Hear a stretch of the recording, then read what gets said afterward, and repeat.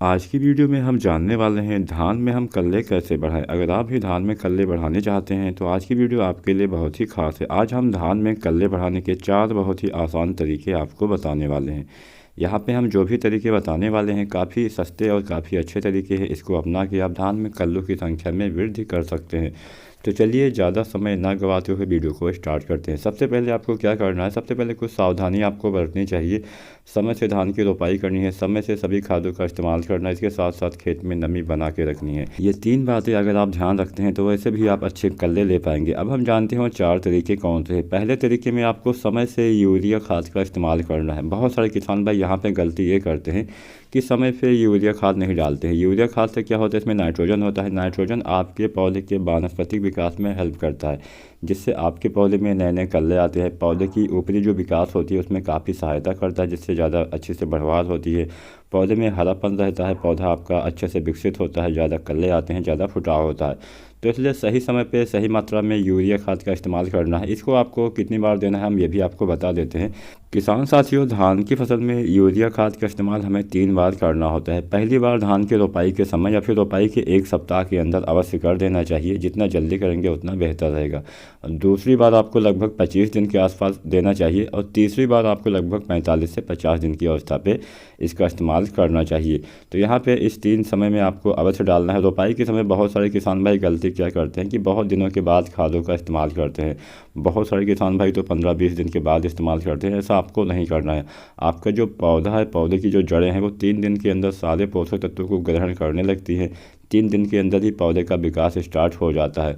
तो इसलिए आपको रोपाई के समय ही सारी खादों का इस्तेमाल कर देना चाहिए। यूरिया, डीएपी या फिर एसएसपी या फिर अगर आप एनपीके डालते हैं तो इसका इस्तेमाल कर दीजिए। साथ में पोटाश भी आपको ज़रूर डालना चाहिए। तो इन खादों का इस्तेमाल आपको अवश्य करना होता है। साथ में यूरिया खाद तो आपको ज़रूर देनी चाहिए। यूरिया से ही आपके पौधे का वानस्पतिक विकास होता है। इसके बाद में नंबर 2 पे आपको क्या ध्यान रखना है, बहुत सारे किसान भाई जिंक खाद का इस्तेमाल नहीं करते हैं।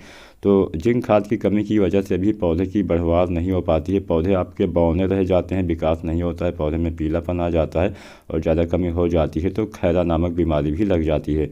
तो जिंक खाद को भी आपको समय से देना चाहिए। रोपाई के समय ज़्यादातर किसान भाई डीएपी या फिर एसएसपी का इस्तेमाल करते हैं, जिसमें फास्फोरस खाद पाया जाता है। तो फास्फोरस खाद के साथ आपको कभी भी जिंक खाद का इस्तेमाल नहीं करना है।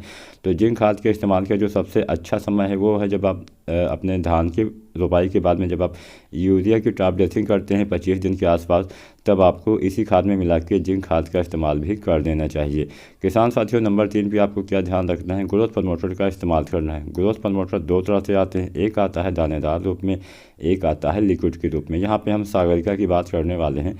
तो सागरिका दानेदार अगर आप देना चाहते हैं तो इसको आपको 2 बार देना होता है, रोपाई के समय या फिर रोपाई के 15 दिन के अंदर। पहली बार आपको इसका इस्तेमाल कर देना चाहिए। इसके बाद में फिर से 30 दिन के बाद में आपको इसका इस्तेमाल करना है। अगर मान लीजिए आप रोपाई के 15 दिन पे इसका इस्तेमाल करते हैं तो फिर से आपको इसमें 30 दिन और जोड़ के दोबारा से दूसरी मात्रा का इस्तेमाल करना होता है।